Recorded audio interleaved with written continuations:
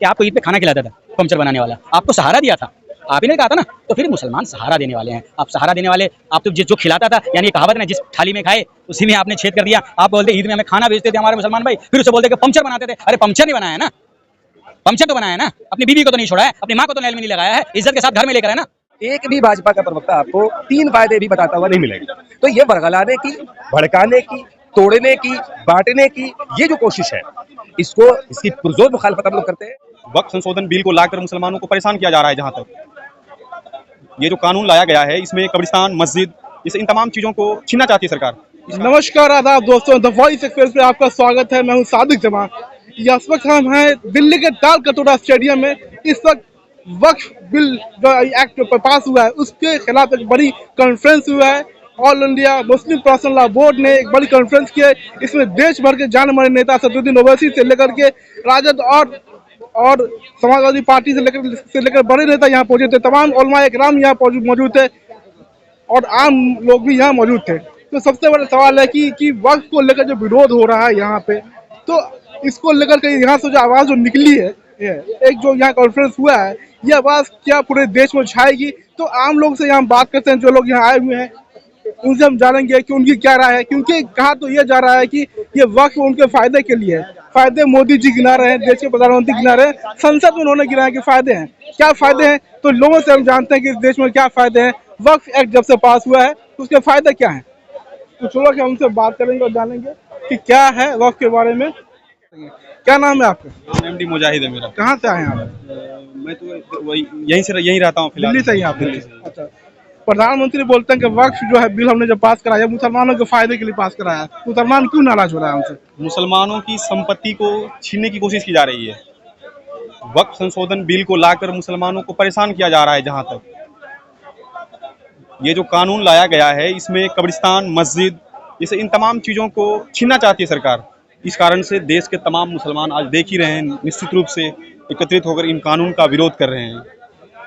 तो नहीं, सरकार तो ये कह रही है कि वक्त में जो करप्शन था, भ्रष्टाचार की बातें कर रहे हैं। प्रधानमंत्री ने संसद में भी कहा उस चीज़ को हम खत्म करेंगे और जो गरीब मुसलमान है उसकी मदद करेंगे, ये कहना है। गरीब मुसलमानों को क्या मदद करेंगे वो? जब उन्हें 2 मिनट सड़कों पर नमाज पढ़ने से परेशानियां हैं, तो वो गरीब मुसलमानों की क्या मदद करेंगे फिर वो?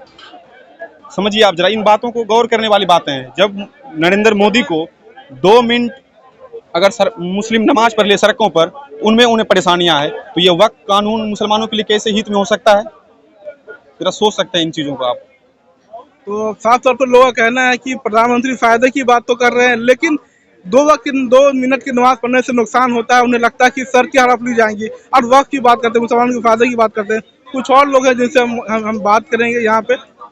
आप सर, वक्त की जो बात कही जा रही है, प्रधानमंत्री संसद में कहते हैं, देश के तमाम बीजेपी के नेता कह रहे हैं कि भाई ये जो वक्त में जब एक्ट बनाया गया है ये मुसलमानों के फायदे के लिए। वो नाराज क्यों हो रहे हैं? किस बात से नाराज हो रहे हैं? कि जितने भी भाजपा के नेता या कोई भी जो सरकारी प्रवक्ता है, जब वो बोल रहे हैं, वो ये नहीं 5 फायदे नहीं गिनवा पा रहे हैं। आप किसी भी प्रवक्ता से पूछिए, 5 फायदे बता दो या 3 ही बता दो। जो वक्फ एक्ट को आपने अमेंड कर दिया तो 3 फायदे बता दो। एक भी भाजपा का प्रवक्ता आपको 3 फायदे भी बताता हुआ नहीं मिलेगा। तो ये बरगलाने की, भड़काने की, तोड़ने की, बांटने की ये जो कोशिश है, इसकी पुरजोर मुखालफत हम लोग करते हैं। हमारी पार्टी के नेता भी मजबूती के साथ इसकी मुखालफत में खड़े हैं और हम लोग पूरे देश में मुसलमानों के साथ जहां भी ये गलतियां हो रही हैं, हम इसके खिलाफ सारे एहतजाज में मुसलमानों के साथ हैं। प्रधानमंत्री कहते हैं कि वक्त में इतना करप्शन था, अगर वो करप्शन को अगर बंद कर दिया जाता तो मुसलमान पंचर नहीं बनाता, पंचर नहीं चढ़ता। देखिए, हमारे नेता लालू जी भी बोलते रहे हैं कि प्रधानमंत्री झूठ बोलता है, ठीक है? तो पंचर बनाने वाली बात इनका ये है कि अगर ये बोल दे ना जो बात, वो गलत है। पंचर इस देश का, अभी मनोज झा जी ने अंदर बोला कि हवा निकालते भी हैं, हवा टाइट भी करते हैं। तो देखिए, ऐसा है, इनको जानकारी नहीं है। देश के अंदर आज़ादी के हुसूल के लिए और आज़ादी हासिल होने के बाद मुसलमानों ने जितना इस नेशन की बिल्डिंग के लिए काम किया है, आज़ादी से पहले भी नेशन बिल्डिंग का काम किया, आज़ादी के बाद भी नेशन बिल्डिंग का काम किया, और आज की डेट में तो हम नेशन के लिए कुर्बानी देने में सबसे ज़्यादा आगे हैं। हमारे खिलाफ सारी साजिशें हो रही हैं, हम फिर भी नेशन के साथ खड़े हैं। इससे बड़ा कोई पैगाम है कि हम नेशन बिल्डिंग के सबसे मजबूत पिलर हैं और ये कह रहे हैं कि पंचर बनाते हैं। तो सुप्रीम कोर्ट में मामला गया होगा, सुप्रीम कोर्ट ने वक्त दिया 5 मई का, लेकिन बयान पहले से आने शुरू हो गए। ऐसा क्या लगता है, सुप्रीम कोर्ट को क्या धमकाया जा रहा है? नहीं नहीं नहीं नहीं, देखिए बयान देने की बात, बयान तो देखिए हम इन प्रोग्राम्स के थ्रू हम लोगों को पैगाम दे रहे हैं, हम सरकार को पैगाम दे रहे हैं कि हम मजबूती के साथ इस एक्ट की मुखालफत करते हैं। और कई बार ऐसा हुआ है कि एक्ट्स वापस लिए गए हैं, पार्लियामेंट से बनाई गई तरमीमों को सुप्रीम कोर्ट ने वापस किया है। कोई पहली बार नहीं होने जा रहा है, जो निशिकांत दुबे जैसे लोग बोल रहे हैं, कोई पहली बार नहीं हो रहा है इस तरह का। और सबसे बड़ी बात कि जब तक हम सरकार को ये मैसेज नहीं समझाएंगे काम कैसे चलेगा। तो इसलिए हम लगातार पूरे देश के अंदर घूम घूम करके अलग अलग जगहों पे हम इस बात का पैगाम दे रहे हैं कि आपने जो खराबियां पैदा की हैं इस अमेंडमेंट के थ्रू, इसको सही कर लीजिए और फिर एक तरीका हो जाएगा। तो देखा आपने कि कुछ लोग जो हैं, जिनसे मेरी बात हो रही थी, उन्होंने कहा था कि इस एक्ट की में जो कमियां हैं जो उसको हम दूर दूर तक लेकर चलेंगे। हमारे साथ मौजूद है एक और शख्स, उनसे हम बात करेंगे। सर एक चीज़ बताइए सर कि जो आज जो कॉन्फ्रेंस हुई इसका जो था कि कमियां बहुत सारी एक्ट में, जिसका जिक्र अभी असदुद्दीन ओवैसी साहब ने भी किया, तो क्या लगता है कि ये लड़ाई अब सड़क पे आने वाली है? देखिए, हमारे अकाबरीन जो फैसला करेंगे और संविधान के दायरे में रहते हुए जो भी फैसला करेंगे वो तमाम हिंदुस्तान के 22 करोड़ मुसलमान के लिए फैसला होगा।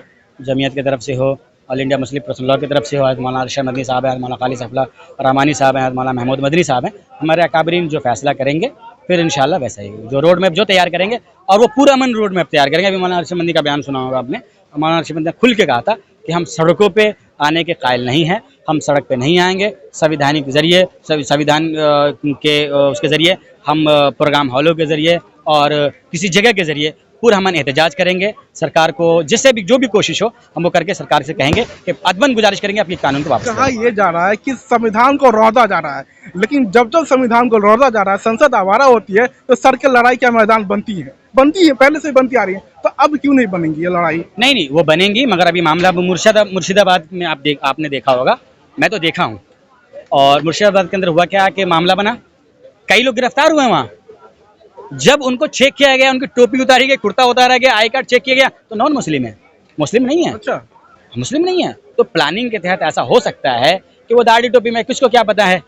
तो हर हरबा इख्तियार कर सकती है, जो हिंदुस्तान विरोधी ताकतें हैं वो हर हरबा इख्तियार कर सकती है। तो हमारे अकाबरीन सोचेंगे, बैठेंगे, फैसला लेंगे, जैसा फैसला होगा इंशाल्लाह फिर वैसा ही अमल किया जाएगा। एक सवाल ये है कि देश के अब 20 करोड़ मुसलमान इस मुल्क में या उससे ज़्यादा होंगे, लेकिन प्रधानमंत्री का एक बयान कि पंचर बनाते हैं, क्या मुसलमानों की इतनी जो कमाई हुई इज्जत है, बड़े बड़े इंस्टीट्यूशन चला है, साइंटिस्ट हैं, डॉक्टर हैं, मेडिकल, कितना दुख होता है इस बयान से? बहुत ज़्यादा दुख होता है, बहुत ज़्यादा दुख होता है, बहुत ज़्यादा दुख होता है, बहुत ज़्यादा दुख होता है। इतना दुख होता है कि बताइए वो प्रधानमंत्री कैसे बन गए, एक संवैधानिक पद पे। पूरे हिंदुस्तान की बेइज्जती हो रही है पूरी दुनिया के अंदर कि आपका प्रधानमंत्री ऐसे जो है भाषणों का, ऐसे वर्ड का इस्तेमाल कर रहे हैं। बताइए, मुसलमान पंचर बनाते हैं, वही मुसलमान की गैरत देखिए, उसकी ईमानदारी देखिए कि आपको ईद पे खाना खिलाता था पंचर बनाने वाला, आपको सहारा दिया था, आप ही ने कहा था ना। तो फिर मुसलमान सहारा देने वाले हैं, आप सहारा देने वाले, आप तो जो खिलाता था, यानी ये कहावत ना, जिस थाली में खाए उसी में आपने छेद कर दिया। आप बोलते ईद में हमें खाना भेजते थे हमारे मुसलमान भाई, फिर उसे बोलते कि पंचर बनाते थे। अरे पंचर नहीं बनाया है ना, पंचर तो बनाया है ना, अपनी बीवी को तो नहीं छोड़ा है, अपनी माँ को तो नहल में नहीं लगाया है, इज्जत के साथ घर में लेकर है ना। बताइए, तो कौन सा गलत कर दिया? गलत करने वाले दूसरे को गलत दिखते हैं। संसद से देश के मुसलमानों को सलाह देते हैं प्रधानमंत्री, एज ए नागरिक, एज ए मुस्लिम, आप क्या सलाह देना चाहेंगे प्रधानमंत्री को? मैं अदबन गुजारिश कर रहा हूँ, मैं प्रधानमंत्री से कहना चाहता हूँ कि आप संवैधानिक पद पर हैं, आप पूरे हिंदुस्तान के और 22 करोड़ मुसलमानों के भी प्रधानमंत्री हैं। आप मुसलमानों से मोहब्बत और प्यार, अदब एहतराम के साथ आगे आएँ, उनसे मिले, उनसे बातें करें हैं, और मुसलमानों के हक में एक फैसला करें और उसकी शुरुआत कर दें। आप ये जो कानून लेकर आए, आप इसको वापस ले लें और मुसलमानों को कह दें कि आपने कहा भाई वापस लेने के लिए, हमने वापस ले लिया, आप हमसे खुश हो जाइए, खुश हो जाएंगे। तो प्रधानमंत्री से इन्होंने अपने ख्यालों का इजहार किया, दुख भी है, गुस्सा भी है, और एक तरह से यहाँ जो कॉन्फ्रेंस हुआ है इससे लोग निकले हैं, लोगों में उत्साह भी देखने को मिल रहा है।